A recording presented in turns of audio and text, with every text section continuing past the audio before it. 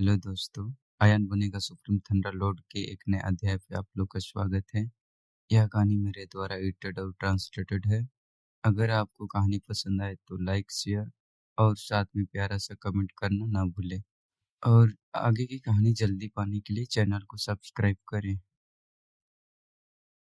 अयान तेजी से दौड़ने लगा, उसका शरीर छाया में तब्दील हो गया। वह तेजी से असंख्य ज्वालामुखीय गड्ढों के बीच से गुजर रहा था।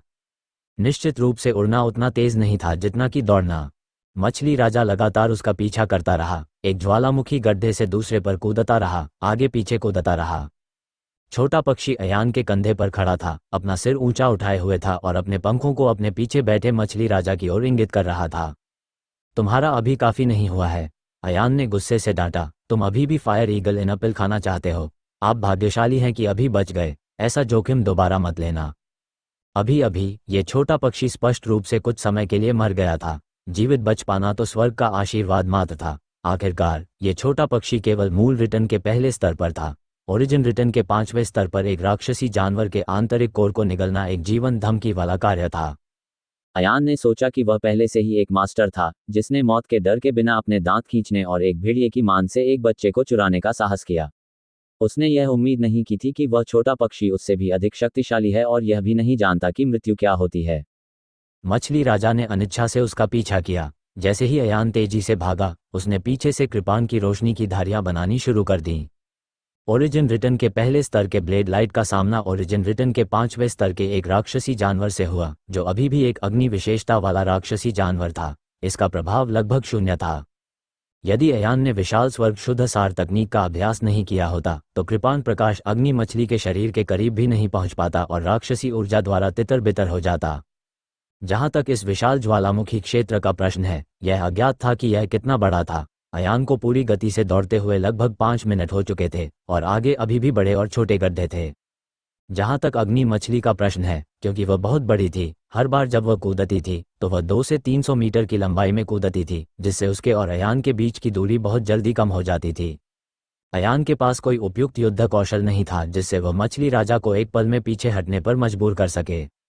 अरे, क्या मुझे फिर से सूर्य देव तकनीक का उपयोग करने की आवश्यकता है?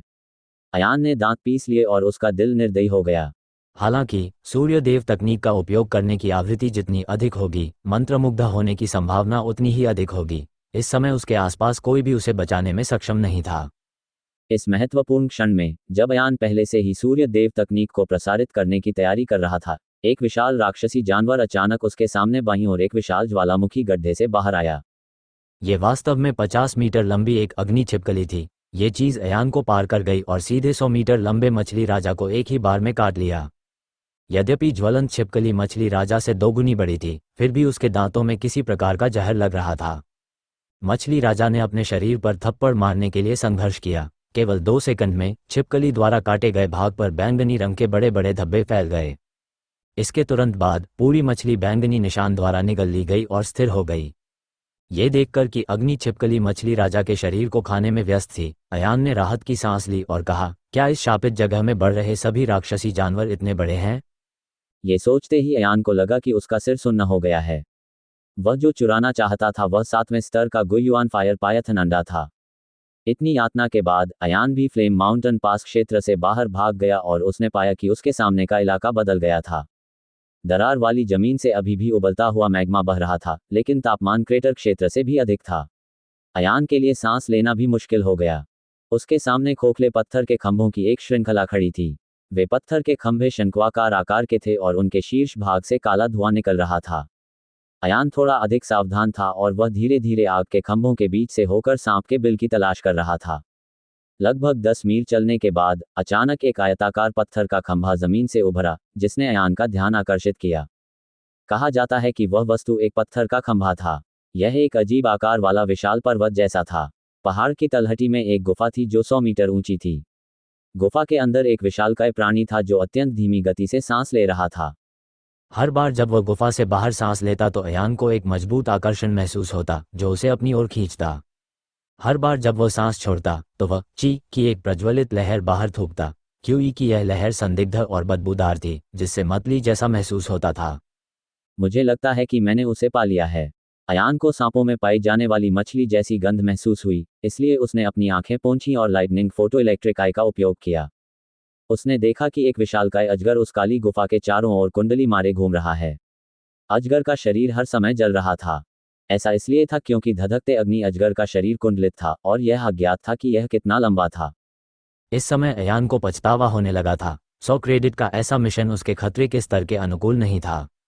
नन्ही बुलबुल, अयान ने गुफा की ओर इशारा करते हुए कहा, मैं इसे बाद में बाहर निकालूंगा। तुम्हें अंडा चुराने का अवसर लेना चाहिए। तुम्हें पता होना चाहिए कि सांप का अंडा कैसा दिखता है ना? छोटे पक्षी ने अपने पंखों से गुफा की ओर तथा फिर स्वयं की ओर इशारा किया। क्या आप धधकते अग्नि अजगर को लुभाना चाहते हैं? नहीं, ये बहुत खतरनाक है, अयान ने कहा। पक्षी ने अपना सिर उठाया और फुफकारते हुए उड़ गया। वह एक ज्वलंत छाया में बदल गई और अयान के कंधे पर उतरने से पहले उसने दर्जनों बार आकाश का चक्कर लगाया। फिर उसने अपने पंखों से गुफा की ओर इशारा किया। इतनी तेजी! अयान का दिल धड़क उठा।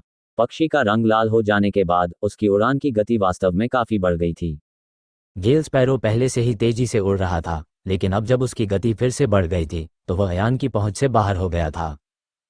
ठीक है, चूंकि तुम ऐसा करने पर जोर दे रहे हो, इसलिए मैं तुम्हें ऐसा करने दूंगा। चाहे ब्लेजिंग फायर पाइथन कितना भी शक्तिशाली क्यों ना हो, वह उड़ नहीं सकता, है ना? अयान ने सिर हिलाया। उसने देखा कि छोटा पक्षी उड़कर गुफा के आसपास आ गया और गुफा में चहचहाने लगा। परिणामस्वरूप धधकते अग्नि अजगर ने उसकी ओर देखने की भी जहमत नहीं उठाई, इसलिए उसने उठने की भी योजना नहीं बनाई। छोटे पक्षी ने एक पवन पत्ती निकाली। पवन ब्लेड ने भी अपना स्वरूप बदल लिया और वह आग की लपटों में लिपटी हुई अवस्था में आ गई। एक थप्पड़ के साथ वह अग्नि में अजगर के माथे पर जा लगा। एक मूल क्षेत्र के प्रथम स्तर पर था और दूसरा मूल क्षेत्र के 7वें स्तर पर था। जलती हुई सिलाई से धधकते अग्नि अजगर की पलकें भी नहीं हिलीं। ये टूट गया है, अयान ने भौहें सिकोड़ीं। धधकते अग्नि अजगर ने उस छोटे पक्षी को अनदेखा कर दिया। इस समय उस छोटी चिड़िया ने एक ऐसा इशारा किया जिससे अयान की आत्मा टूट गई। वह वास्तव में फायर पाइथन के चेहरे पर चढ़ गया, उसके माथे तक चला गया और पक्षी के मल का एक छाला ले लिया, जैसे कि कुछ हुआ ही ना हो। मैं जाऊंगा, अयान का दिल जोर से धड़कने लगा। इस छोटे से कमीने ने वास्तव में घृणा फैलाई है। राक्षसी पशुओं, विशेषकर जिनकी साधना का आधार उच्च था, की प्रतिष्ठा अधिक थी।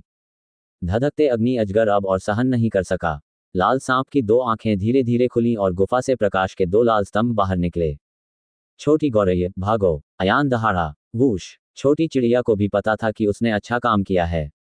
एक क्षण में वह लाल छाया में बदल गई और बाहर निकल गई। उसकी तीव्र उड़ान के साथ हवा में एक अग्नि रेखा बन गई थी। इसके तुरंत बाद गुफा के भीतर से एक अतुलनीय भयंकर चूषण शक्ति आई। बाहर ज्वाला पत्थर के 7 से 8 मीटर ऊंचे स्तंभ टूटकर गुफा में समा गए। छोटा पक्षी पहले तो बहुत तेजी से उड़ रहा था, लेकिन अब उसे चूषण बल द्वारा पीछे खींच लिया गया। उसने अपने पंख फड़फड़ाने के लिए संघर्ष किया, लेकिन वह केवल धीमी गति से ही आगे बढ़ सका। जैसे ही चूषण बल समाप्त होने वाला था, 100 मीटर लंबा अजगर अचानक गुफा से बाहर निकला और सीधे उस छोटे पक्षी पर निशाना साधा। अयान इतना बहुमूल्य अवसर कैसे छोड़ सकता था? वह जितनी तेजी से हो सका गुफा में भाग गया। उसने पलटकर देखा कि चूषण बल के गायब हो जाने के बाद छोटे पक्षी ने तुरंत अपनी गति पुनः प्राप्त कर ली और आग की एक रेखा में बदल गया और उड़ गया। विशालकाय धधकते अग्नि अजगर की कूदने की शक्ति भी अतुलनीय रूप से आश्चर्यजनक थी। वह पूरे 1000 मीटर दूर तक उछल गया। वह गति वस्तुतः उस छोटे पक्षी के समान ही थी जिसका रूपांतरण हो गया था। एक पक्षी और एक सांप एक ही झटके में अयान की दृष्टि से ओझल हो गए। छोटी गौरैया, तुम्हें भागने में अवश्य सफलता मिलेगी। अयान ने आग की धधकती लहरों को सहन किया और गुफा में भाग गया। अंदर का तापमान अतुलनीय रूप से अधिक था। अयान ने खुद को युआन की ढाल की एक परत से ढक लिया था। उसे अभी भी लग रहा था कि वहां बहुत गर्मी है और उसे संभालना मुश्किल है। उसे लगा कि उसकी त्वचा पिघलने वाली है। उसने इसकी ज्यादा परवाह नहीं की और गुफा में तेजी से दौड़ता रहा जब तक कि वह गुफा के सबसे भीतरी हिस्से तक नहीं पहुंच गया। तभी उन्हें सांप के अंडे मिले। अजीब बात यह थी कि अजगर 100 मीटर लंबा था, लेकिन उसका अंडा केवल तरबूज के आकार का था। ऐसा प्रतीत होता था कि धधकते अग्नि अजगर का शरीर बड़ा नहीं था। इसका जन्म उच्चतर साधना क्षेत्र में होना चाहिए तथा इसका शरीर इसके साधना क्षेत्र के साथ साथ विकसित होगा। अयान ने यही सोचा था, लेकिन उसके पास समय नहीं था। उसने उबलते हुए सांप के अंडे को गले लगाया और जितनी जल्दी हो सका गुफा से बाहर भाग गया। एक बार जब वे गुफा से बाहर निकलते तो वे जमीन से ऊपर उड़ते और अपने विशाल युआन क्यू पंख फैलाकर आकाश में उड़ जाते। उस ज्वलंत अजगर से बचना बेकार था जो उड़ नहीं सकता था। वह केवल ऊंची उड़ान ही भर सकता था, जितना ऊपर उड़ेगा वह उतना ही सुरक्षित रहेगा। नन्ही बुलबुल। अयान सफल हुआ और उसने तेज सीटी बजाई। दूरी पर धधकते अग्नि अजगर द्वारा पीछा किया जा रहा छोटा पक्षी एक बड़ा मोड़ लेकर आकाश में ऊपर चढ़ गया। एक सांस से भी कम समय में वह बादलों को भेदता हुआ ऊपर की ओर चढ़ता चला गया। अयान जल्दी से उस छोटी चिड़िया से मिलने के लिए उड़ गया। इसी समय नीचे बादल उमड़ पड़े। अचानक बादलों के समुद्र से एक बहुत बड़ा सांप का सिर बाहर निकला। अरे, इतना ऊंचा कूदो! अयान चौंक गया और जल्दी से फिर ऊपर चढ़ गया। धधकते अग्नि अजगर को बादलों से बाहर कूदने के लिए अभी अभी एक ऊंचे पहाड़ पर चढ़ना पड़ा होगा। रास्ते से अलग हटें। अयान ने पक्षी को पकड़ लिया और बाहर फेंक दिया। उसी समय हवा में मंडरा रहे अग्नि अजगर ने एक अग्नि स्तंभ उगल दिया, जो 9 स्वर्गों को भेदता हुआ निकल गया। सौभाग्यवश अयान ने समय रहते भविष्यवाणी कर दी और उस छोटी चिड़िया को बाहर फेंक दिया, अन्यथा संभवतः एक व्यक्ति और एक पक्षी जलकर राख हो जाते। फिर उठो! अयान चिल्लाया और वे दोनों ऊंचे बादलों की एक और परत को भेदते हुए चढ़ते रहे। धधकते अग्नि अजगर अंततः इस ऊंचाई तक पहुंचने में असमर्थ रहा और गुस्से में नीचे गिर पड़ा। अयान ने राहत की सांस ली। धधकते अग्नि अजगर का सांप का अंडा पहले से ही उसके कब्जे में था। अगला था किंगलिंग पाउडर। किंगलिंग पाउडर 3 आंखों वाले किंगलिंग ईगल का भोजन था, जिसे लार भी कहा जाता था। बोलते बोलते अयान की आवाज अचानक बंद हो गई। अचानक उसे पता चला कि दूर बादलों के बीच एक अजीब सी चट्टान खड़ी थी। वह चट्टान बहुत ऊंचा है। अयान की आंखें आश्चर्य से फैल गईं। वह नंगी चट्टान अविश्वसनीय रूप से खड़ी थी और वास्तव में इतनी डरावनी ऊंचाई तक पहुंच गई थी, फिर भी उसने अभी तक अंत नहीं देखा था। इतना ऊंचा कि 3 आंखों वाले स्पष्ट आत्मा ईगल का घोंसला अंदर होना चाहिए। अयान ने गहरी सांस ली, लेकिन वह दुविधा में फंस गया। धधकते अग्नि अजगर से निपटना आसान था, लेकिन 3 आंखों वाला स्पष्ट आत्मा ईगल उड़ सकता था। अयान ने पक्षी की ओर देखा और भौहें सिकोड़ते हुए कहा, मुझे तो छोड़ो, तुम भी 3 आंखों वाले क्लियर स्पिरिट ईगल जितने तेज नहीं हो। यह सचमुच परेशानी वाली बात है। छोटी चिड़िया अयान के कंधे पर खड़ी थी और अपने पंखों से चट्टान की ओर इशारा कर रही थी। फिर वह उछलकर धधकते अजगर की गुफा की ओर इशारा करने लगा। अयान को अचानक समझ आ गया और उसने अपने हाथ से उस छोटी चिड़िया के माथे को धीरे से खुजलाया। तुम बहुत होशियार हो। ठीक है, तुम सांप को फुसलाओ, मैं चट्टान पर जाऊंगा और अवसर की प्रतीक्षा करूंगा। जवाबी उपायों पर चर्चा करने के बाद छोटा पक्षी बादलों से नीचे उड़ाया और अग्नि अजगर को उकसाना जारी रखा, जो अपने घोंसले को उड़ने वाला था। यदि कोई और होता तो वह इस उकसावे का सामना नहीं कर पाता। धधकता अग्नि अजगर क्रोध से पागल होने वाला था। पहले तो उसने वापस लौटने की योजना बनाई थी, लेकिन जब उसने छोटे पक्षी को आकाश में चक्कर लगाते देखा तो उसने उसकी रक्तलाल आंखों को देखा और फिर से उसका पीछा किया। छोटी चिड़िया अजगर को चट्टान के नीचे तक ले गई। जब वह चट्टान से 10 मील के भीतर पहुंच गया तो उसने दोबारा उसके पास जाने की हिम्मत नहीं की। संभवतः धधकते अग्नि अजगर को भी पता था कि वह चट्टान किसका क्षेत्र है। ये देखकर कि धधकते अग्नि अजगर डरपोक है, छोटे पक्षी ने पक्षी की विष्ठा का एक बुलबुला नीचे उड़ा दिया। हालांकि ये चाल अब काम नहीं आई और धधकते अग्नि अजगर ने चट्टान के पास जाने से इनकार कर दिया। इसी समय अयान बादलों से नीचे उतरा। उसने सांप के अंडे को अपनी बाहों में पकड़ा और उसे धधकते अग्नि अजगर की ओर हिलाया।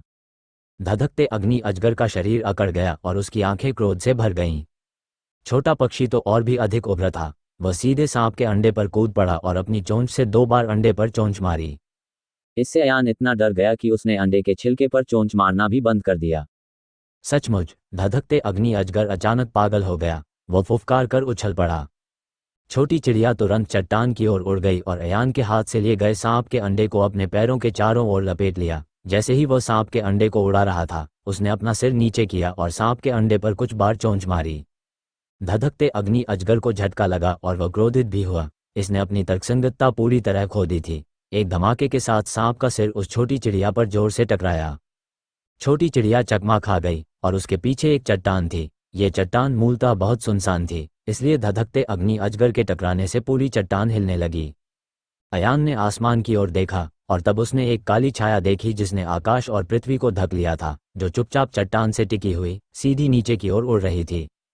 इस दृश्य ने अयान के सिर की त्वचा को सुन्न कर दिया और 3 आंखों वाला क्लियर स्पिरिट ईगल बाहर चला गया। उनका दृष्टिकोण बहुत चौंकाने वाला था। बादलों के विशाल समुद्र के भीतर आकाश और सूर्य को ढकने वाली एक छाया चुपचाप नीचे खिसक गई। वह कितना चौंकाने वाला दृश्य था। बादलों के समुद्र को भेदते हुए 3 आंखों वाले स्पष्ट आत्मा ईगल ने एक ही नज़र में धधकते अग्नि अजगर को चट्टान से टकराते हुए देखा। सांप और चील हमेशा से ही प्राकृतिक शत्रु रहे हैं जो आग और पानी बर्दाश्त नहीं कर सकते। 100 मीटर के पंख फैलाव वाला विशालकाय बाज तेजी से नीचे झपटा और धधकते अग्नि अजगर पर हमला कर दिया, जिसने उसके क्षेत्र में घुसने का दुस्साहस किया था। सौभाग्य से ये 3 आंखों वाला स्पष्ट आत्मा ईगल मूल क्षेत्र के केवल 6ठे स्तर पर था। यह धधकते अग्नि अजगर से भी नीचे एक छोटा सा क्षेत्र था। ऐसे बाज और अजगर के साथ वह अभी भी कुछ देर तक लड़ सकता है, अन्यथा 3 आंखों वाला स्पष्ट आत्मा ईगल संभवतः धधकते अग्नि अजगर को मौत के घाट उतारने में सक्षम होगा। अयान ने इस अवसर का लाभ उठाते हुए हवा में ऊंची उड़ान भरी, इससे पहले कि उसे चट्टान के शीर्ष पर एक विशाल पक्षी का घोंसला दिखाई देता। वो पानी में कूद पड़ा। वहां अभी भी कुछ छोटे चील भोजन के लिए प्रतीक्षा कर रहे थे, जो पक्षी के घोंसले में पारदर्शी तरल पदार्थ चाट रहे थे। माफ करना छोटे साथियों, मैं बस थोड़ा सा ले लूंगा, मैं उन सबको नहीं ले जाऊंगा। अयान को पता था कि clear spirit powder clear spirit eagle के सार से बनाया गया था। यह अत्यंत कीमती था। क्लियर स्पिरिट पाउडर के बिना छोटा क्लियर स्पिरिट ईगल निश्चित रूप से जीवित नहीं रह पाएगा यदि वह केवल कच्चा मांस खाए। अयान ने खाली चीनी मिट्टी की बोतलें निकाली। उसने केवल कीगलिंग पाउडर की 2 बोतलें निकाली और तुरंत पीछे हट गया। अभी भी कीगलिंग पाउडर का 2/3 हिस्सा बचा हुआ था। ये भी अयान था। यदि यह कोई लालची मार्शल कलाकार होता तो वे शायद उन सभी को ले लेते। आपको यह अवश्य जानना चाहिए कि किंगलिंग सांगोलियों को परिष्कृत करने के लिए एक महंगा घटक था। छोटी गौरैया, चलो। अयान ने उसका अभिवादन किया और किंगलिंग को अपने भंडारण रिंग में रख दिया, जिससे छोटे पक्षी के लिए एक साथ भागना आसान हो गया। नीचे हॉक्सनेक युद्ध अंततः समाप्त हो गया, जिसमें ब्लेजिंग फायर पाइथन घायल होकर भाग निकला। मायावास शहर में अभी भी सुरक्षा नहीं थी। शायद उस बदमाश के जासूस अभी भी उसकी तलाश कर रहे थे। अयान ने शहर में जल्दबाजी में प्रवेश नहीं किया। इसके बजाय उन्होंने नीलामी घर के प्रभारी व्यक्ति को एक संदेश भेजा। आधे दिन बाद घोड़ों के कारवां के रूप में प्रच्छन्न एक नीलामी घर तेजी से शहर से बाहर निकला और अयान के स्थान पर पहुंच गया। दूर से कोई व्यक्ति कार से कूदता हुआ दिखाई दिया। यह नीलामी घर का प्रभारी व्यक्ति था। वह तेजी से दौड़कर आया। उसकी आंखें उत्सुकता से भरी हुई थीं।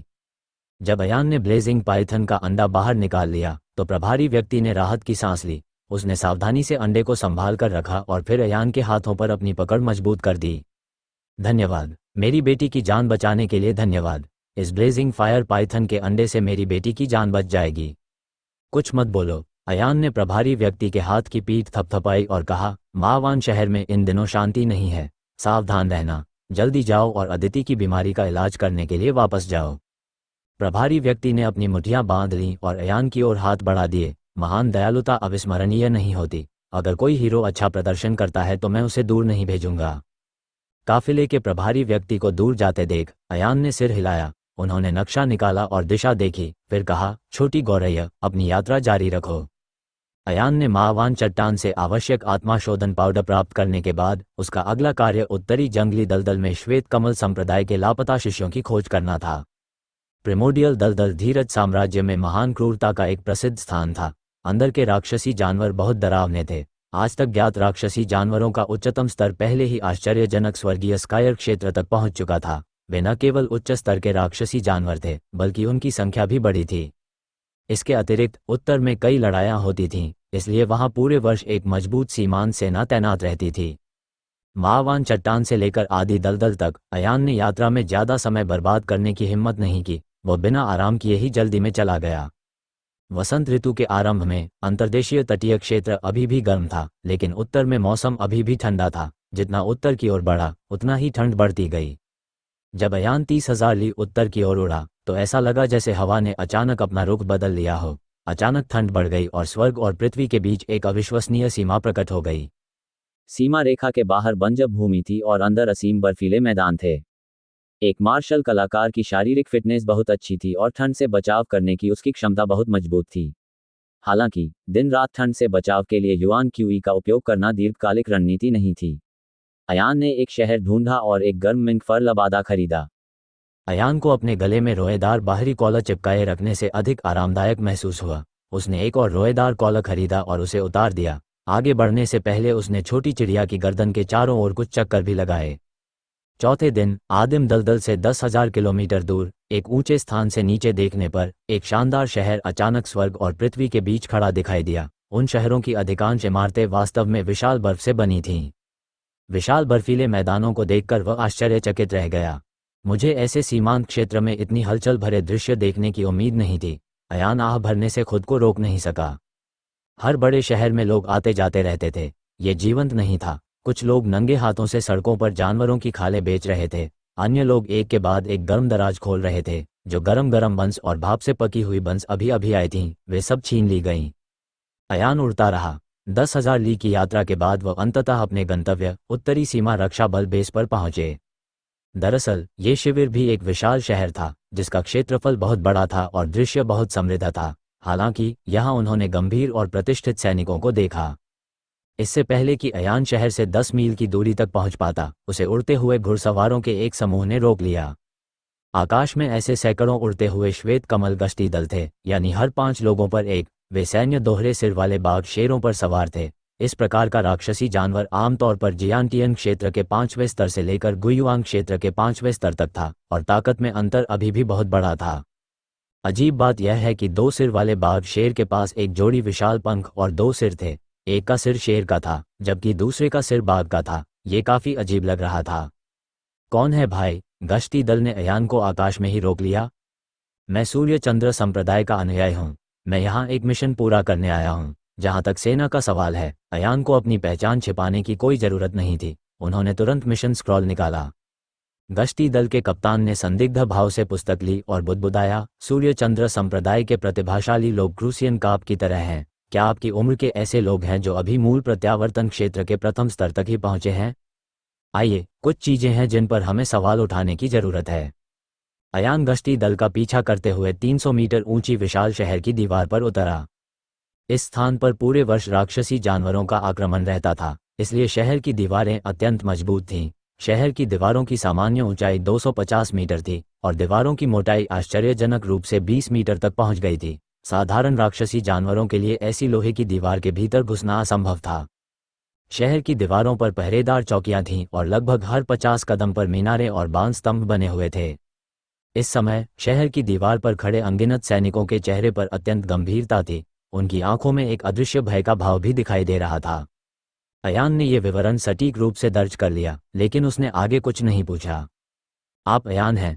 गश्ती कप्तान को एक नगर रक्षक अधिकारी मिला। नगर रक्षक अधिकारी ने स्क्रॉल को देखा और समय समय पर अयान को देखा। यह मैं हूँ, सूर्य चंद्र संप्रदाय का सूर्य शिखर शिष्य अयान। अयान ने अपना शरीर सीधा किया और न तो विनम्रता से और न ही अहंकार से उत्तर दिया। सूर्य शिखर, क्या आप एवी के शिष्य हैं? भगवान दिनेश, नगर रक्षक चौंक गया। तुम मेरे मालिक को जानते हो? अयानकी ने कहा और अपना टोकन सौंप दिया। नगर रक्षक हंसा और बोला, मेरे पास ऐसा अच्छा भाग्य नहीं है। यह सिर्फ इतना है कि पीक भगवान दिनेश प्रसिद्ध हैं। हम में से कितने सैन्यकर्मियों ने उनके बारे में कभी नहीं सुना है?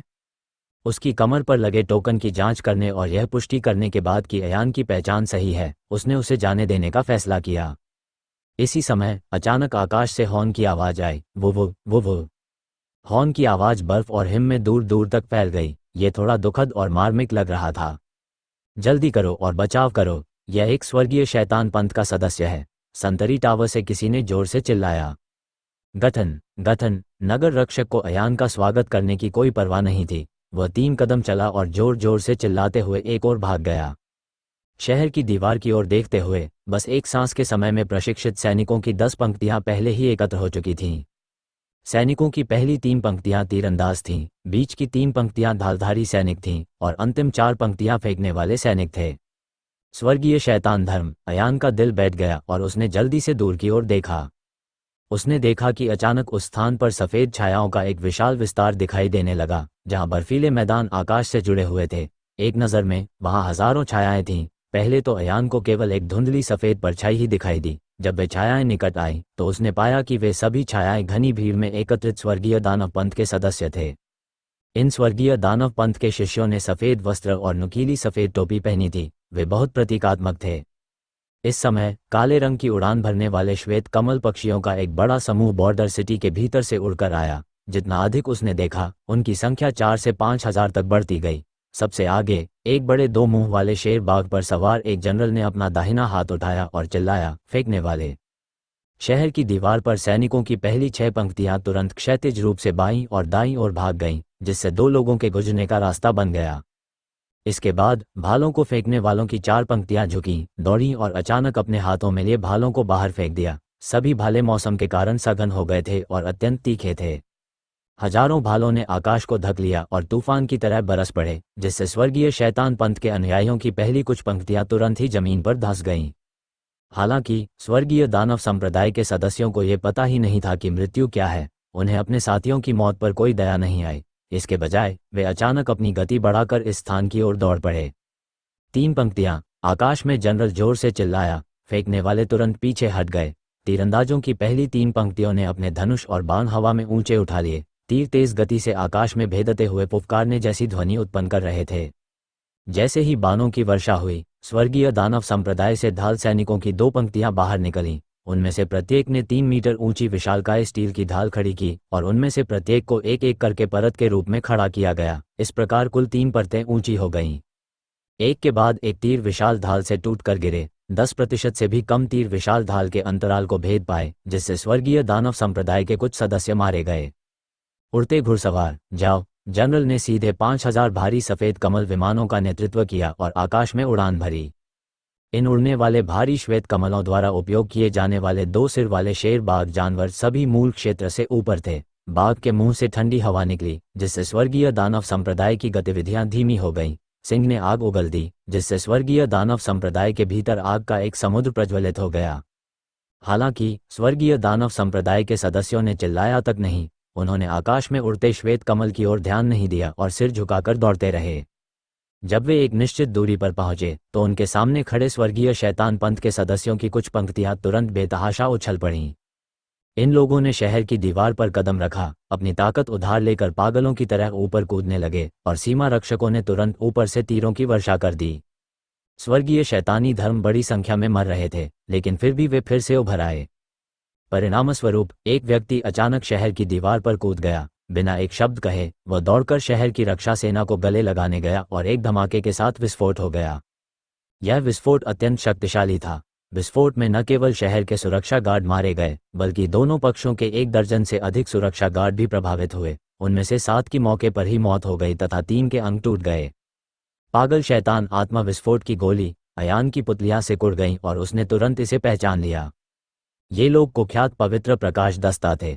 वे स्वर्गीय शैतानी धर्म के पागलों का एक समूह थे, जो लोगों को भय से कांपने पर मजबूर कर देते थे। सभी जानते थे कि मार्शल आर्ट सीखना बहुत महत्वपूर्ण है।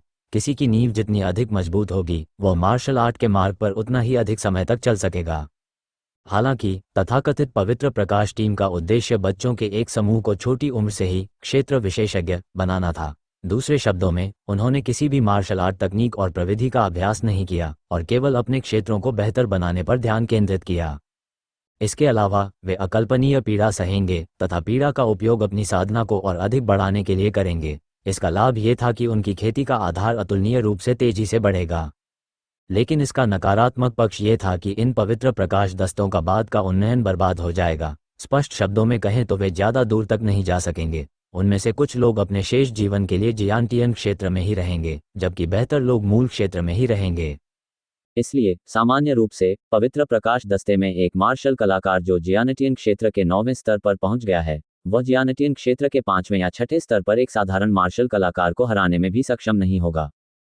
हालांकि स्वर्गीय शैतान पंथ पवित्र प्रकाश दस्ते के क्षेत्र चाहता था। उन्हें भयानक पागल शैतान आत्मा विस्फोट करने वाली गोली को खाने की जरूरत थी और दुश्मन के साथ नष्ट होने के लिए अपने डेंटियन को आत्मा विस्फोट करने की विधि का उपयोग करना था।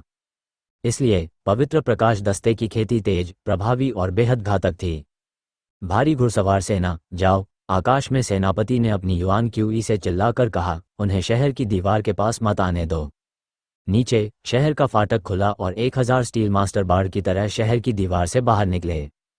भारी बख्तरबंद श्वेत लोट्स में प्रत्येक के पास 4 मीटर लंबा भाला था। उनके पैरों के नीचे बर्फ से ढका तेंदुआ 5 मीटर लंबा और 2 मीटर ऊंचा था। वे सभी ठोस कवच पहने हुए थे। ये भारी श्वेत कमल दस्ता एक तेज तलवार की तरह था, जो तुरंत स्वर्गीय शैतान पंथ के सदस्यों की भीड़ को काट रहा था। लंबे भाले ने भीड़ के बीच से बाईं और दाईं ओर प्रहार किया, जिससे स्वर्गीय शैतान पंथ के सदस्य मौके पर ही मारे गए। जहां तक उन स्वर्गीय राक्षसों का प्रश्न है, वे बिल्कुल भी भयभीत नहीं थे। वास्तव में वे अपने ही रैंकों में एक के बाद एक आत्मविनाश करते रहे। एक ही क्षण में लगभग 1000 स्वर्गीय शैतान पंथ के सदस्यों ने एक ही समय में आत्मविस्फोट कर लिया। ध्वनि तरंग आकाश में फैल गई, जिससे एक भयानक मशरूम बादल फट गया। इस विस्फोट के साथ ही स्वर्गीय दानव संप्रदाय ने भी लगभग 5000 लोगों को मार डाला और घायल कर दिया। जहां तक 1000 भारी घुड़सवारों का सवाल है, वे पूरी तरह नष्ट हो गए, कोई भी जीवित बच नहीं सका। प्रतिरोध करना। आकाश में जनरल चिल्लाया, भारी घुड़सवार सेना, जाओ। 1000 और भारी श्वेत कमल द्वार से बाहर निकल आए। इन भारी भरकम श्वेत कमलों के चेहरे मोटे हेलमेटों में छिपे हुए थे। उनके हाव भाव गंभीर और दृढ़ थे और उनमें मृत्यु को देखने का ऐसा आभास था मानो वे घर लौट रहे हों। धनुर्धर, फेंकने वालों, जल्दी करो। एक के बाद एक बाणों और भालों की वर्षा होने लगी। उसके पीछे अजीबोगरीब आकृतियों वाली ड्रैगन तोपें आगे बढ़ाई गईं। प्रत्येक ड्रैगन तोप 3 जियांटियन 9वीं परत सैनिकों के नियंत्रण में थी। उन तीनों ने अपनी हथेलियां ड्रैगन तोप की पीठ पर दबा दी। उनका जियांटियन तुरंत चूस लिया गया और ड्रैगन तोप में प्रवेश कर गया। इसके तुरंत बाद ड्रैगन तोप का विशाल मुंह धमाके के साथ फटा और 10 मीटर व्यास वाला प्रोटोकॉस्मिक तोप का गोला दागा गया। स्वर्गीय दानव पंथ के सदस्यों की भीड़ में तोप के गोले फूटने लगे, जिससे अंग और टूटी भुजाएं आकाश में हर जगह उड़ने लगीं। हालांकि क्रूर स्वर्गीय दानव संप्रदाय के सदस्यों का पीछे हटने का थोड़ा सा भी इरादा नहीं था। वे लहरों के समान थे जो लगातार शहर की दीवारों की ओर बढ़ रही थीं। एक और स्वर्गीय शैतान साधक उछल पड़ा। इससे पहले कि स्वर्गीय शैतान साधक का दाहिना पैर शहर की दीवार के किनारे तक पहुंच पाता, वह नगर रक्षा सेना द्वारा भाले के प्रहार से मारा गया। हालांकि स्वर्गीय शैतान साधक भावशून्य और आत्मविनाशग्रस्त रहा। एक जोरदार विस्फोट के साथ 7-8 नगर रक्षक गिर पड़े। देखो, ये स्वर्गीय दानव पंथ की उड़ती हुई घुड़सवार सेना है। शहर के एक रक्षक ने आकाश की ओर इशारा किया और गुस्से से दहाड़ने लगा। मेरे पीछे आओ। आकाश में सेनापति जोर से चिल्लाया और 5000 उड़ते हुए श्वेत कमलों का नेतृत्व करते हुए दूसरे पक्ष की ओर बढ़ा। स्वर्गीय दानव पंथ के उड़ने वाले श्वेत कमल बहुत सस्ते उड़ान वाले वाहनों पर सवार थे। उनकी लड़ाकू क्षमता बहुत कम थी और उनकी उड़ान की गति बहुत धीमी थी। उन्हें आसानी से मार गिराया जा सकता था। हालांकि उन्हें इसकी जरा भी परवाह नहीं थी। वे बस आंख मूंदकर सिटी डिफेंस व्हाइट लोड्स और प्रिमोडियल वेदर के हमलों से बचते रहे। जैसे ही कोई दिव्य दानव श्वेत कमल उसके निकट आता, वह उसी स्थान पर स्वयं को नष्ट कर लेता। वायु तरंगों ने नगर की रक्षा करने वाली उड़ती हुई घुड़सवार सेना को उड़ा दिया और तब और भी अधिक स्वर्गीय दानव उड़ते हुए श्वेत कमल ने इस अवसर का लाभ उठाकर उसे भेद दिया और लगातार घातक हमले करने लगे। बिना एक शब्द कहे अयान ने अपनी विशाल कृपाण निकाली और युद्ध में शामिल हो गया। उसने अपने युआन क्यू पंख फड़फड़ाए और शहर की दीवार के ऊपर हवा में उड़ गया। जब तक कोई स्वर्गीय शैतान पंथ का सदस्य कूदने की कोशिश करता, अयान उसे कृपाण की रोशनी से कमर पर वार कर देता। उसकी कृपाण की रोशनी ने सटीक रूप से स्वर्गीय शैतान धर्म के डेंटियन को सीधे काट दिया, जिससे विस्फोट से पहले ये पूरी तरह से नष्ट हो गया और इसे आत्मविस्फोट करने से रोका गया। जहां तक स्वर्गीय शैतान संप्रदाय के शिष्यों का प्रश्न है, ऐसा लगता था मानो वे अनंत हों। चाहे वे उन्हें कैसे भी मार डालें, वे उन्हें खत्म नहीं कर पाएंगे। एक को मारने के बाद दूसरा भी था। उनमें से एक समूह को मार डालने के बाद भीड़ में और अधिक लोग भर गए। शहर की दीवारों पर लगी ड्रैगन तोपें पहले ही अंतराल अवधि में प्रवेश कर चुकी थीं। ड्रैगन तोपों के प्रभारी प्रत्येक 3 सैनिक मौसम के कारण जल्दी ही थक गए, इससे पहले कि उनके स्थानापन्न सैनिक आगे आकर कार्यभार संभालते। आकाश में उड़ते सेनापति अतुलनीय रूप से वीर थे। गुयुआन के 5वें स्तर के 2 सिर वाले शेर बाघ जानवर के पैरों के नीचे बिजली की तेज चमक थी, जो दुश्मन सैनिकों के बीच आगे पीछे घूम रही थी। हर बार जब यह अपवर्तित होता था, तो लगभग 10 स्वर्गीय दानव उड़ते हुए श्वेत कमल नीचे गिर जाते थे। नीचे बर्फीले मैदानों में 1000 भारी बख्तरबंद सफेद लोट्स ने स्वर्गीय दानव पंथ के पवित्र प्रकाश स्क्वाड्रन को तितर बितर कर दिया, लेकिन उन पवित्र प्रकाश स्क्वाड्रनों में विस्फोट जारी रहा। 5 मिनट से भी कम समय में हजारों भारी बख्तरबंद श्वेत लोट्स पूरी तरह से नष्ट हो गए। ये तो बस युद्ध की एक मांस की चक्की थी। जीवन की मृत्यु शरद ऋतु में कटी हुई गेहूं की फसल के समान थी। अयान का दिल भारी हो गया। वह पहले ही लाल आंखों वाले आदमी को मार चुका था। उसने अपनी युआन क्यूई को 1/3 झुकाया और स्वर्गीय शैतान धर्म की ओर एक बिजली का कांपता हुआ प्रहार भेजा, जिसे उसने पहले ही समाप्त कर दिया था।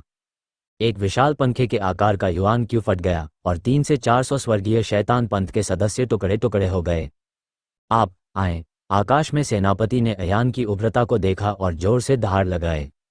अयान ने अपने युआन क्यू पंख फड़फड़ाए और हवा में उड़ गया। जनरल के माथे पर पहले से ही खून दिखाई दे रहा था। वह 8वें स्तर के स्वर्गीय युआन विशेषज्ञ थे।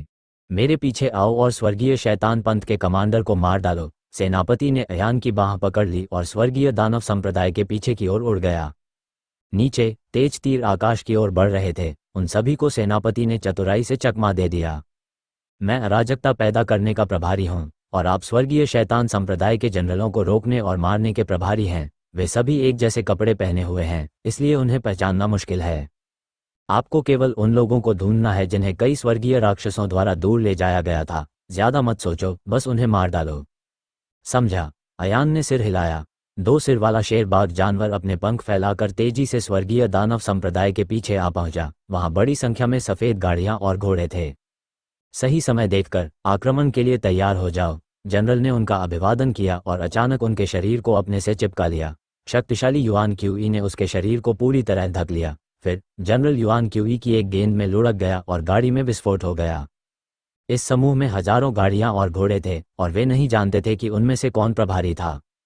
स्वर्गीय युआन क्षेत्र के 8वें स्तर पर अपनी ताकत के साथ जनरल सीधे स्वर्गीय शैतान धार्मिक रथों और घोड़ों से टकराया, बार बार ऊपर और नीचे उछल रहा था। असंख्य स्वर्गीय शैतान पंथ के सदस्य उड़ गए तथा उनके शरीर कुचल गए। बहुत मजबूत। अयान ने दांत पीसकर जोर से सिर हिलाया। Golden Gothic iron house. फिर से देखने पर उस जनरल की मूल ऊर्जा गेंद जमीन पर उतरी और फिर से फट गई। यह मौके पर एक चार्ज था। गोल्डन गॉज आयरन हाउस सेना के सबसे मजबूत मार्शल कौशल में से एक था। कमांडर की जांघ के नीचे अचानक चमकते घोड़ों का एक समूह प्रकट हुआ। वे कमांडर के साथ आगे बढ़े। उनके पीछे पंखे के आकार की एसेंस घुड़सवार सेना भी थी। श्वेत कमल सभी युआन क्यूई से निर्मित प्रेत थे। वे सेनापतियों का पीछा करते हुए आगे बढ़े और तुरंत ही बड़ी संख्या में रथों और घोड़ों को नष्ट कर दिया। स्वर्गीय स्लैश जनरल के आगे बढ़ने के बाद वह जमीन से ऊपर उठ गया। उसने अपने हाथ ऊपर उठाए और उसके नीचे बड़ी संख्या में युआन क्यूई सफेद कमल फिर से युआन क्यूई में बदल गए। जनरल के हाथ में संघनित हो गए और प्रकाश की एक स्वर्ग भेदी ब्लेड में बदल गए। वह हल्का ब्लेड 100 मीटर ऊंचा था जो आकाश से धरती की ओर वार कर रहा था। एक क्षण में 1000 से अधिक स्वर्गीय शैतान पंथ के सदस्य कृपाण के नीचे दबकर बुरी तरह मर गए। जब जनरल का दूसरा स्वर्ग विभाजन स्लैश उतरने वाला था तो एक विशेषज्ञ अंततः स्वर्गीय दानव संप्रदाय से बाहर निकल आया। उस विशेषज्ञ में संभवतः दिवंगत तियान युआन विशेषज्ञ जैसी ताकत थी। उन्होंने सफेद वस्त्र पहना हुआ था और अपना दाहिना हाथ ऊपर उठाया हुआ था। उन्होंने प्रकाश की एक 10 मीटर लंबी ढाल को आकाश में क्षैतिज रूप से उठाया। जनरल का स्वर्ग विभाजक वार 10 मीटर की प्रकाश ढाल पर गिरा। इस अभूतपूर्व टक्कर से तुरंत एक गोलाकार आघात तरंग उत्पन्न हुई। धमाका। तेज हवाओं और लहरों से अनगिनत शैतान उड़ गए। अयान स्वर्ग मूल क्षेत्र के विशेषज्ञों के बीच लड़ाई से हैरान था, लेकिन उसने अपनी सतर्कता में ढील नहीं दी। उसने अचानक देखा कि 5 गाड़ियां तेजी से गाड़ीवान दल के पीछे से पीछे हट रही हैं, जिनमें से 4 को एक ने घेर रखा है। इतना ही, अयान ने अपने पंख फड़फड़ाए और उसका पीछा किया। जब वह उतरा तो एक नीला ड्रैगन समुद्र में चला गया। सभी 5 गाड़ियां क्षतिग्रस्त हो गईं। बीच में से एक सफेद बालों वाला बूढ़ा आदमी गाड़ी से बाहर आया। इस बूढ़े आदमी को युद्ध का नेता होना चाहिए था, लेकिन उसका क्षेत्र बहुत ऊंचा नहीं था। वह केवल एक शानशन 5V परत की तरह लग रहा था। हालांकि इससे पहले कि अयान कुछ कर पाता, बूढ़े व्यक्ति ने अपना दाहिना हाथ उठाया और कहा, आकाश पवित्र प्रकाश पर उतर आए और हमारे पवित्र संप्रदाय की रक्षा करे। इसके साथ ही बूढ़े आदमी का शरीर फट गया। अयान दंग रह गया। उसने ऐसा पागल आदमी कभी नहीं देखा था जो मरना नहीं चाहता था। जब बूढ़े व्यक्ति की मृत्यु हो गई तो अंततः युद्ध समाप्त हो गया। शेष बचे स्वर्गीय शैतान पंथ के सदस्य अपनी जान बचाने के लिए भागे भी नहीं और वहीं पर आत्मविनाश कर लिया। अयान ने हताश होकर अपने पंख फड़फड़ाए और ऊपर की ओर उड़ गया तथा अपने शरीर की रक्षा के लिए अपनी युआन क्यू ढाल को संघनित कर लिया। हालांकि बड़े पैमाने पर हुए आत्मविस्फोट से वह अभी भी सदमे में था, जिससे उसे चक्कर आने लगा और उसके कान में भनभनाहट होने लगी। कुछ ही मिनटों में स्वर्गीय शैतान पंथ में कोई भी जीवित नहीं बचा था। उनमें से कोई भी बच नहीं सका और कोई भी जीवित नहीं बचा। नदी में बहते खून के दृश्य को देखकर अयान को लगा कि उसका सिर सुन्न हो गया है। ये लोग सब पागल हैं। अयान ने दांत पीस लिए और उसकी आंखें लाल हो गईं। इस युद्ध में दोनों पक्षों को भारी क्षति हुई और नगर रक्षा सेना ने तुरंत अपना काम समाप्त करना शुरू कर दिया। अयान को जनरल ने बुलाया और एक तंबू में उसका स्वागत किया। मेरा नाम दर्श है। मैं अमरपुर सिटी डिफेंस कोर का जूनियर जनरल हूँ। जनरल ने परिचय कराया। सैन्य अधिकारियों को जूनियर, इंटरमीडिएट, वरिष्ठ, जनरल, जनरल और कमांडर इन चीफ में विभाजित किया गया था। अयान सूर्य चंद्र संप्रदाय की 23वीं पीढ़ी का शिष्य, अयान ने कहा। ओह, दर्श ने अपने माथे पर लगा खून पोंछा और कहा, तो तुम्हें पता होना चाहिए जैक। मैं उसका दूसरा भाई हूँ। क्या आप जैक के भाई हैं? अयान को वास्तव में यह उम्मीद नहीं थी कि वायुपुत्र वंश अमरावती के 5 महान कुलों में से एक था। ऐसे प्रतिष्ठित कुल का शिष्य तो वास्तव में अपना सिर झुकाने और अपना खून बहाने के लिए आगे आ जाएगा। बातचीत के दौरान अयान के मन में दर्श के प्रति पहले से ही कुछ प्रशंसा की भावना थी। जनरल दर्श, क्या आप चाहते हैं कि मैं रुककर मदद करूं? अयान ने इस छोटे से युद्ध की क्रूरता देखी थी और वह मदद करना चाहता था। दर्श ने अपना सिर हिलाया, कोई जरूरत नहीं। युद्ध हमारे सैनिकों की जिम्मेदारी है और आपके संप्रदाय के अनुयायियों के भी अपने मिशन हैं। दर्श अपनी सुनहरी कृपाण के साथ बैठा और अयान की ओर एक टोकन फेंका। जाओ, इस टोकन को हाथ में लेकर तुम अपनी इच्छानुसार बॉर्डर डिफेंस सिटी के किसी भी क्षेत्र में प्रवेश कर सकते हो और बाहर निकल सकते हो। धन्यवाद जनरल। अयान ने अपनी मुठ्ठियां भींच ली और तंबू से बाहर जाने लगा। इस समय तंबू से दर्श के शब्द आए और उसने कहा, अयान, मैं एक अनुरोध करना चाहता हूं जो मुझे नहीं करना चाहिए। यदि आवश्यक हो तो कृपया मेरे छोटे भाई का ध्यान रखें। चिंता मत करो, मैं अपना सर्वश्रेष्ठ प्रयास करूंगा। अयान ने भारी स्वर में सिर हिलाया। अयान ने दर्श की प्रार्थना को अपने हृदय में दृढ़तापूर्वक अंकित कर लिया। दर्श, एक सैनिक जो अपने देश और लोगों की खातिर मौत से डरता है, सम्मान का पात्र है। यदि वे अग्रिम मोर्चे पर लड़ेंगे तो स्वाभाविक रूप से उनके परिवारों को वह सुरक्षा मिलेगी जिसके वे हकदार हैं। वो कुछ और कहने का साहस नहीं कर सका। कम से कम सूर्य चंद्र संप्रदाय में अयान अभी भी जैक की देखभाल कर सकता था, हालांकि वह नहीं जानता था कि जैक उसकी देखभाल करने के लिए तैयार है या नहीं।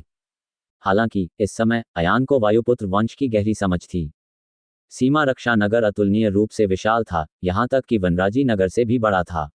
वहां न केवल बड़ी संख्या में सैनिक तैनात थे, बल्कि कई नागरिक भी थे जो यहाँ रहने के इच्छुक थे। अयान मिशन स्क्रॉल का अनुसरण करते हुए श्वेत कमल संप्रदाय के लोगों की तलाश में चला गया। वह भी मन ही मन सोच रहा था, स्वर्गीय शैतान पंथ के लोग बिना किसी कारण के बॉर्डर सिटी पर हमला क्यों करने आए? इससे स्वर्गीय शैतान पंथ को क्या लाभ होगा? उन्हें जानबूझकर हाउतन सेना के खिलाफ जाकर पूरी तरह से ठूंस कर नहीं रखा जाना चाहिए, है ना? ये जानना जरूरी है कि सीमा रक्षकों की तुलना में उनके अनुयायियों की मृत्यु कहीं अधिक हुई है। बाद में अयान को एक साधारण लेकिन कच्चे सराय में एक श्वेत कमल शिष्य मिला। इन शिष्यों की संख्या केवल 1 दर्जन या उससे अधिक थी और उनकी साधना केवल जियानतियान क्षेत्र के 9वें स्तर पर थी। जब अयान ने अपने इरादे बताए तो शिष्य तुरंत उत्साहित हो गए। क्या आप सचमुच सूर्य चंद्र संप्रदाय के वरिष्ठ भाई हैं? आयरन व्हाइट लोट्स संप्रदाय के एक शिष्य ने उत्साह से अयान का हाथ पकड़ लिया और कहा, मुझे उम्मीद नहीं थी कि सूर्य चंद्र संप्रदाय वास्तव में हमारे अनुरोध को स्वीकार करेगा। उत्साहित मत होइए, मुझे इसका कारण और प्रभाव बताओ, अयान ने सीधे तौर पर कहा। तभी शिष्य ने अपनी असली पहचान बताई। श्वेत कमल संप्रदाय के उत्तरी क्षेत्र में इस मिशन को पूरा करने के लिए आने का कारण यह नहीं था कि वे मौत को आमंत्रित कर रहे थे, बल्कि इसलिए कि श्वेत कमल संप्रदाय का स्थान उत्तरी क्षेत्र के भीतर था। यही कारण है कि वे उस समय शिष्यों की भर्ती करने के लिए दूर के बजर्द्रा प्रांत में गए थे। इसका कारण यह था कि बड़ी संख्या में दूसरे और तीसरे दर्जे के संप्रदाय पहले ही आंतरिक रूप से विभाजित हो चुके थे। तीसरे दर्जे के संप्रदाय के रूप में आयरन व्हाइट लोट्स संप्रदाय केवल शिष्यों की भर्ती के लिए सीमा तक जा सकता था। इस बार वहां 25 शिष्य थे। वे प्रशिक्षण के लिए प्रिमोडियल दलदल में गए, लेकिन किसी तरह वे आधे रास्ते में ही अलग हो गए। आज तक अन्य 11 शिष्य वापस नहीं आए। प्रिमोडियल दलदल बहुत बड़ा था, इसलिए यदि वे आगे अन्वेषण न करें तो अपेक्षाकृत सुरक्षित रहेगा। क्या आपने संकेत देने की कोशिश की है? अयान ने पूछा। शिष्य ने कहा, हाँ, मैंने ऐसा किया था।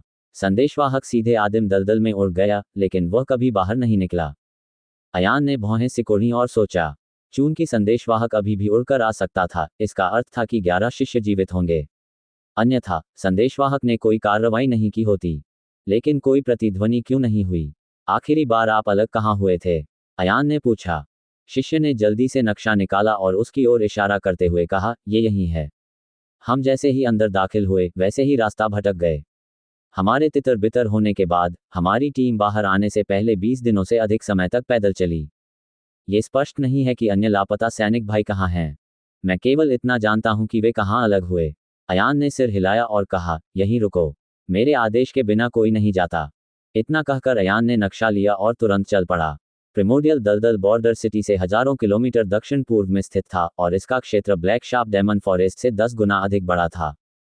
जहां तक उन स्थानों का प्रश्न है जहां श्वेत कमल के अनुयायी बिखरे हुए थे, वे वास्तव में सबसे सीमांत क्षेत्रों में थे।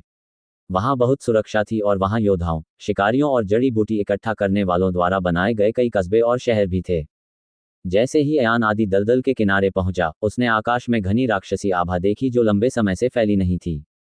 छोटी गौरैया, इधर उधर मत उड़ो, ये बहुत खतरनाक है। अयान ने उसका अभिवादन किया और दलदल में प्रवेश किया। प्रिमोडियल दलदल को मार्शल कलाकारों द्वारा एक बड़े क्षेत्र के रूप में विकसित किया गया था, जिसमें कुल 5 प्रवेश द्वार थे। अयान दूर बाईं ओर प्रवेश द्वार था, लेकिन कुछ ही दूरी पर उसे अचानक एक व्यक्ति बर्फ में पड़ा हुआ दिखाई दिया। जब वो पास पहुंचा तो उसने 7-8 साल की एक छोटी लड़की को देखा। छोटी लड़की का अधिकांश शरीर पहले से ही बर्फ से ढका हुआ था, उसका चेहरा पीला पड़ गया था और उसके होंठ बैंगनी हो गए थे। अयान ने उसकी जांच की तो पाया कि वह अभी भी सांस ले रही थी। उसने जल्दी से उसे अपनी बाहों में जकड़ लिया और अपना बायां हाथ उसकी छाती पर रख दिया तथा उसकी छाती में विशाल स्वर्ग शुद्ध तत्व तकनीक की एक सतत धारा इंजेक्ट कर दी। लगभग एक अगरबत्ती के समय में छोटी लड़की का चेहरा अंततः लाल हो गया। अयान ने राहत की सांस ली और कहा, इतना छोटा बच्चा यहाँ क्यों आया? सौभाग्यवश वह मुझसे मिले, अन्यथा वह यहीं मर जाता। अयान को नहीं पता था कि उसका घर कहाँ है। चूंकि वह यहाँ प्रकट हुई थी, इसलिए वह आदिम दलदल के किनारे स्थित किसी कस्बे से होनी चाहिए। हालांकि उसके जाने के कुछ समय बाद ही छोटी लड़की का चेहरा फिर से ठंडा हो गया और उसका पूरा शरीर भयावह रूप से ठंडा हो गया। क्या चल रहा है? अयान ने भौहें सिकोड़ी और एक बार फिर छोटी लड़की को शुद्ध तात्विक ऊर्जा प्रदान की। ठीक इसी तरह अयान ने शुद्ध तात्विक ऊर्जा को उस तक पहुंचाने के लिए 10 से अधिक बार रुका। हर बार जब ऐसा लगता था कि उसे बचा लिया जाएगा, तो भोजन के समय से भी कम समय में उसका पूरा शरीर पुनः जम जाता था। अयान को लगा कि यह बहुत अजीब बात है। इस छोटी लड़की के लक्षण लिटिल सिला के लक्षणों से काफी मिलते जुलते थे, लेकिन सावधानीपूर्वक जांच के बाद वे पूरी तरह से अलग थे। नन्ही सिला का जन्म शरीर में ठंड लगने की बीमारी के साथ हुआ था, जो एक बीमारी थी। उसकी गोद में जो छोटी बच्ची थी, वह बीमार नहीं लग रही थी। उसकी इन शीतलता उसकी मध्याह्न रेखाओं से आती थी। अजीब, अयान समझ नहीं पाया कि इस छोटी लड़की के साथ क्या हो रहा है। लेकिन इस समय अयान का दिल उसके लिए दुख रहा था। इस बारे में सोचने पर ये तो उसके माता पिता ही थे जिन्होंने ये पता लगाया कि उसे एक असाध्य बीमारी थी। चाहे जो भी हो, वह उसका इलाज नहीं कर सकी, इसलिए उन्होंने निर्दयतापूर्वक बच्चे को फेंक दिया। ठीक इसी समय छोटी लड़की का चेहरा लाल हो गया। उसने अपनी आंखें खोलीं। उसकी 2 गहरी काली आंखें एक सुंदर रात्रि आकाश की तरह लग रही थीं। डरो मत, मेरे रहते हुए मैं तुम्हें मरने नहीं दूंगा। अयान ने छोटी लड़की की छाती थपथपाई और कहा, जब हम सामने वाले शहर में पहुंचेंगे तो बड़ा भाई तुम्हारे लिए कुछ दवा ढूंढ कर लाएगा जिसे तुम पकाकर खा सकोगी। ये ठीक हो जाएगा। जब छोटी लड़की ने अयान का चेहरा देखा तो उसकी आंखों में एक अजीब सी झलक दिखाई दी। हालांकि उसकी आंखों की चमक जल्दी ही गायब हो गई। उनके सामने एक अनाम शहर प्रकट हुआ। इसका निर्माण जड़ी बूटी इकट्ठा करने वालों और राक्षसी जानवरों के शिकारियों द्वारा किया गया था। यह स्थान उस स्थान से 500 मील से भी अधिक दूर था जहां श्वेत कमल संप्रदाय के अनुयायी अलग हो गए थे। अयान को चिकित्सा के बारे में ज्यादा जानकारी नहीं थी, इसलिए उसने कस्बे के एक कीमियागर से पूछा। फार्मासिस्ट काफी देर तक बच्ची की नब्ज जांचता रहा, लेकिन उसने कारण नहीं बताया। वह बार बार केवल भौहें सिकोड़ रहा था। क्या तुम नहीं बता सकते? अयान ने पूछा। कीमियागर ने कहा, यद्यपि मैं केवल कीमियागर हूं, फिर भी मैं चिकित्सा में कुशल हूं। हालांकि ये बच्चा, लगता है कि वह बीमार नहीं है। यकीन से अयान का दिल डूब गया, ठीक उसके अपने फैसले की तरह। इसके बारे में क्या ख्याल है? मेरे पास कुछ उच्च गुणवत्ता वाले 1000 साल पुराने स्पिरिट जिनसेंग हैं। इस बच्चे के लिए पीने के लिए कुछ काढ़ा खरीदिए और देखिए कि क्या इससे कोई लाभ होगा। स्पिरिट जिनसेंग एक प्रकार का जिनसेंग है, ठीक वैसे ही जैसे स्पिरिट जड़ी बूटियों और जड़ी बूटियों के बीच का अंतर होता है। स्पिरिट जिनसेंग में समृद्ध लेकिन सौम्य औषधीय गुण होते हैं और 1000 साल पुराने स्पिरिट जिनसेंग का मानव शरीर पर उत्कृष्ट पोषण प्रभाव होता है। बेशक इसका मूल्य भी बहुत महंगा है। यह वस्तु पहले से ही तृतीय श्रेणी स्पिरिट ग्रास की थी। अयान ने उनमें से 2 खरीदने के लिए कुल 100,000 स्वर्ण सिक्के खर्च किए। पहले तो उनका इरादा तुरंत वहां से चले जाने का था, लेकिन ये देखकर कि लड़की की तबीयत दिन प्रतिदिन खराब होती जा रही थी, उन्होंने एक रात रुकने की तैयारी कर ली। एक झोपड़ी किराए पर लेने के बाद अयान ने बर्तन की मेज पर बैठकर स्पिरिट जिनसेंग सूप पकाया और फिर उसे छोटी बच्ची को थोड़ा थोड़ा करके पिलाया। जिनसेंग सूप पीने के बाद छोटी लड़की की रंगत में सचमुच थोड़ा सुधार आया। पहले उसे हर बार भोजन करने के लिए ठहराव करना पड़ता था, लेकिन अब उसे 2 बार भोजन करने की आवश्यकता पड़ रही थी। निश्चय ही यह अभी भी प्रभावी है। अयान ने अपना पसीना पोंछा और थोड़ा आराम किया। आपका नाम क्या है और आप कहाँ से आए हैं? अयान बिस्तर के पास बैठ गया और धीरे से पूछा। छोटी लड़की बिना कुछ बोले केवल अयान को देखती रही। आपकी तबीयत खराब है, 2 घंटे रुको, मैं तुम्हें फिर खाना खिलाऊंगा। अयान ने छोटी लड़की की छाती थपथपाई और कहा, सो जाओ भाई, तुम्हारा ख्याल रखना। ये रात अयान के लिए बहुत लंबी थी। हर 2 भोजन के बाद वह छोटी लड़की को उसका जीवन बनाए रखने के लिए शुद्ध तात्विक ऊर्जा भेजता था। लड़की का शरीर एक अथाह गड्ढे की तरह भयावह था। चाहे युआन क्यू अयान ने कितना भी भेजा हो, उसके शरीर में सूजन का कोई निशान नहीं था। अयान उसे रात में 2 बार जिनसेंग सूप पिलाता था। सुबह उठने से पहले उसने इसे फिर से लिया ताकि वह जाने की तैयारी कर सके। अयान ने उसे गले लगाया और आह भरते हुए कहा, मुझे नहीं पता कि तुम्हें कहाँ रखूं। आप पहले मेरा अनुसरण क्यों नहीं करते? जब हम बाहर निकलेंगे तो मैं तुम्हारे लिए एक प्रसिद्ध डॉक्टर ढूंढूंगा। ऐसा कहकर अयान ने अपने एसेंस फैदर विंग्स फैलाए और कम ऊंचाई पर उड़ गया। राक्षसी जानवरों का ध्यान आकर्षित किए बिना उसने गति बढ़ाने की पूरी कोशिश की। सौभाग्यवश ये स्थान अपेक्षाकृत दूरस्थ था और यहाँ राक्षसी जानवर बहुत कम थे। अगर थे भी तो वे सभी बॉडी टेम्परिंग रियल्म के सामान थे। लेकिन इससे पहले कि वह ज्यादा दूर उड़ पाता, छोटी लड़की फिर से बीमार पड़ गई। अयान केवल रुक सकता था और उसे युआन क्यू ही भेजना जारी रख सकता था। इस बार जब छोटी लड़की ठीक हो गई तो उसने आखिरकार पहली बार कहा, मैं सुविधा चाहती हूँ। यही, अयान ने कहा। छोटी लड़की ने अयान को घूरते हुए कहा, नहीं। अयान ने असहाय होकर छोटी बच्ची की नाक खुजाते हुए कहा, ये बड़ी नहीं है, इसमें बहुत परेशानी है। जाओ, मैं फिर तुम्हारा इंतजार करूंगा, दूर मत जाओ, मौसम ठंडा है। अयान ने बच्ची को जाने देने से पहले उसे एक मोटे सूती कोट में लपेटा। छोटी लड़की अयान की नज़रों से ओझल होने से पहले कुछ पेड़ों के चारों ओर चक्कर लगाती रही। इस समय लड़की की आंखों में अचानक एक अजीब सी रोशनी चमक उठी। उसका शरीर एक मूर्ति में बदल गया और तुरंत गायब हो गया। वह पुनः प्रकट हुई। वह उस शहर में खड़ी थी जहां से वह सुबह ही निकली थी। शहर में जड़ी बूटी इकट्ठा करने वाले और राक्षसी जानवरों के शिकारी पहले ही बाहर आ चुके थे। वे राक्षसी जानवरों के फर को छील रहे थे, जबकि जड़ी बूटी इकट्ठा करने वाले आध्यात्मिक जड़ी बूटियों की खोज कर रहे थे। छोटी लड़की की ओर फिर से देखने पर उसका पूरा शरीर अचानक बैंगनी काले धुंध में ढक गया। इसके तुरंत बाद उसने अपने हाथ ऊपर उठाए और अपना मुंह खोल दिया। इस समय पूरा शहर गतिरोध में फंस गया था और हर कोई एक के बाद एक अपने मुंह खोल रहा था और अपने मुंह से आध्यात्मिक प्रकाश की किरणें चूस रहा था। आध्यात्मिक रोशनियां आकाश में एकत्र हो गईं और लड़की द्वारा निगल ली गईं। पूरा शहर सूखी लाशों में बदल गया और एक एक करके जमीन पर गिर गया। पू की आवाज के साथ वे जमीन पर गिर पड़े और मुट्ठी भर बारूद में बदल गए। बस इसी तरह पूरे शहर के लोग पूरी तरह से गायब हो गए। दूसरी ओर अयान ने अपना सिर नीचे किया और नक्शे की ओर देखा। वह कुछ सोच रहा था। उन्होंने एक संदेश निकाला और उसे जारी कर दिया। उसने देखा कि संदेशवाहक अचानक आकाश में उत्तर की ओर मुड़ गया और प्रकाश की एक किरण में गायब हो गया। ऐसा लगता है कि वे 11 शिष्य अभी भी उत्तर में हैं। अयान ने भौहें सिकोड़ी। उसके हाथ में केवल अंतिम 2 संदेशवाहक थे जो लापता शिष्यों से संपर्क कर सकते थे। मूलतः इनकी संख्या 11 थी, जिनमें से 8 का उपयोग अन्य शिष्यों द्वारा किया गया तथा केवल 3 को अयान के लिए छोड़ दिया गया। वह वापस आ गई। अयान ने जब देखा कि लड़की पेड़ के पीछे से 1 फुट गहरी और 1 फुट उथली होकर उसकी ओर आ रही है, तो वह मुस्कुराए बिना नहीं रह सका। क्या ये ठंडा है? अयान ने उसका कॉलर पकड़ा और चिंता से पूछा। छोटी लड़की ने अयान की आंखों में देखा और अपना सिर हिलाया। तभी अयान ने ध्यान से उसकी शक्ल सूरत की जांच की। इस बच्ची का मेकअप गुलाबी रंग और जैड रंग का था, जो किसी छोटी सी गुड़िया की तरह था। उसके चेहरे की सुंदरता किसी मानव से कुछ अधिक थी।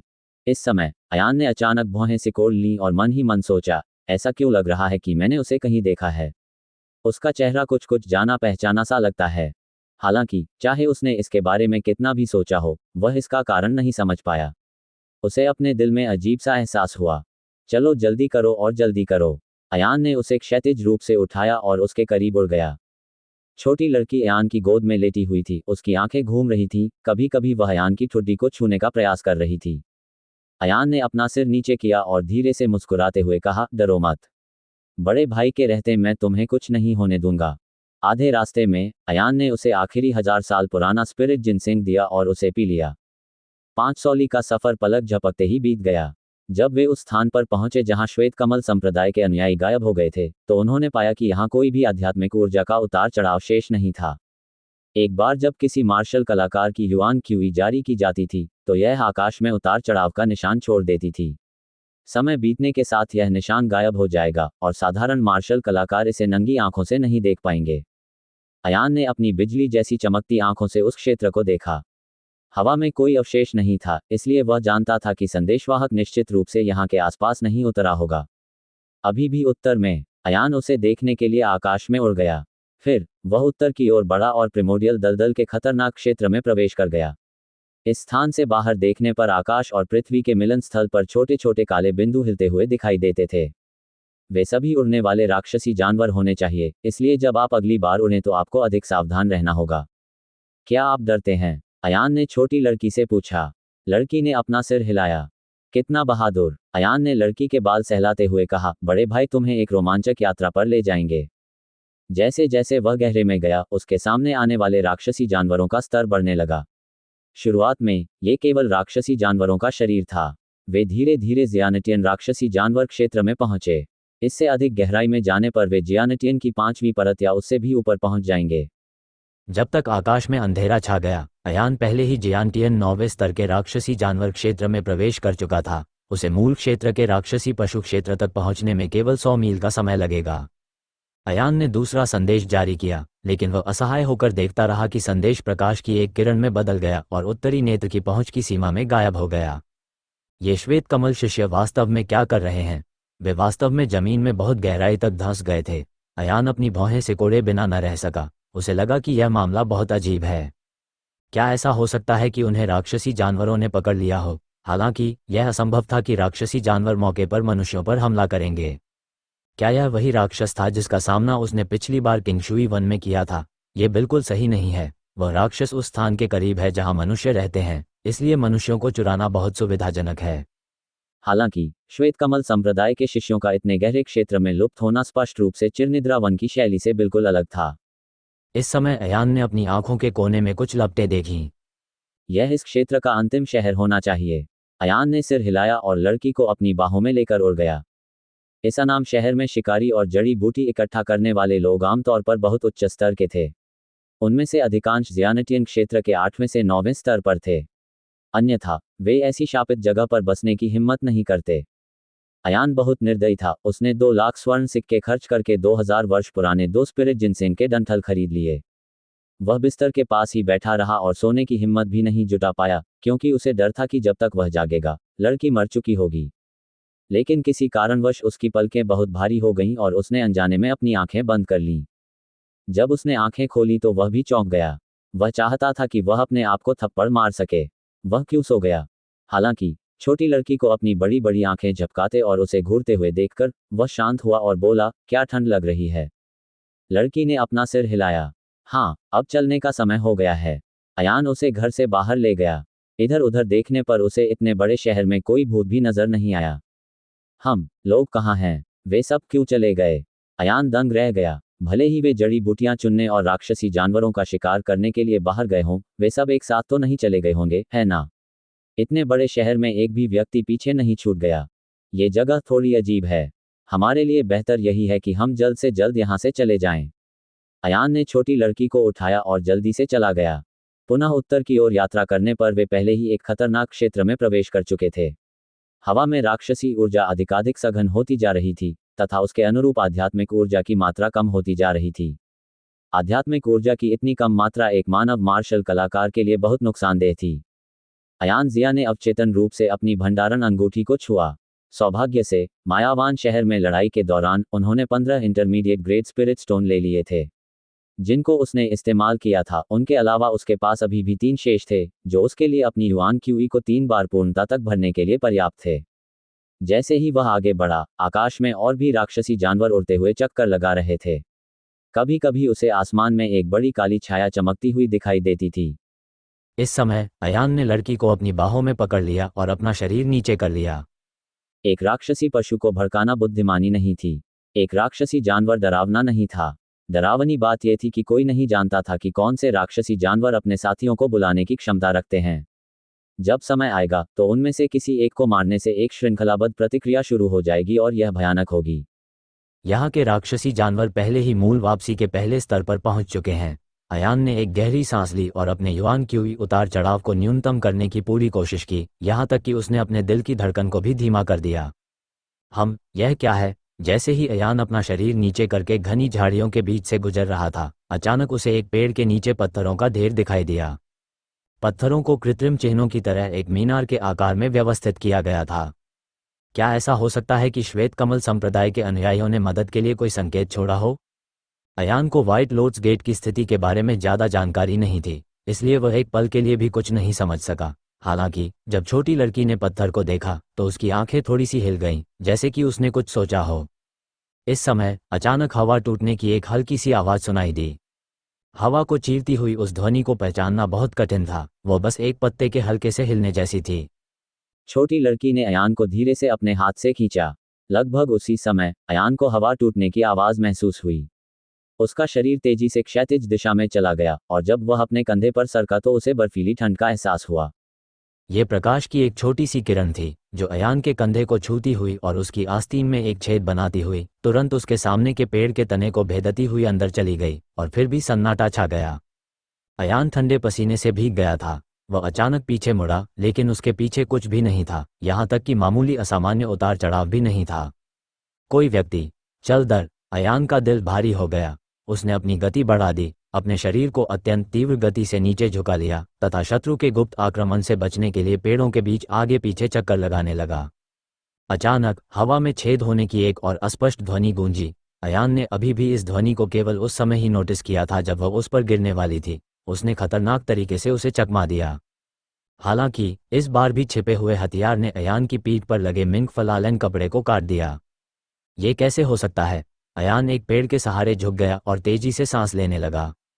उन्होंने पाया कि वे पहले से किसी छिपे हुए हथियार के अस्तित्व का आभास नहीं कर सकते थे। ये पहली बार था जब उसे ऐसी स्थिति का सामना करना पड़ा था। इससे पहले और बाद में 2 बार उन पर छिपे हुए हथियार से हमला किया गया था और यह कहा जा सकता है कि वे लगभग उसी हथियार की चपेट में आ गए थे।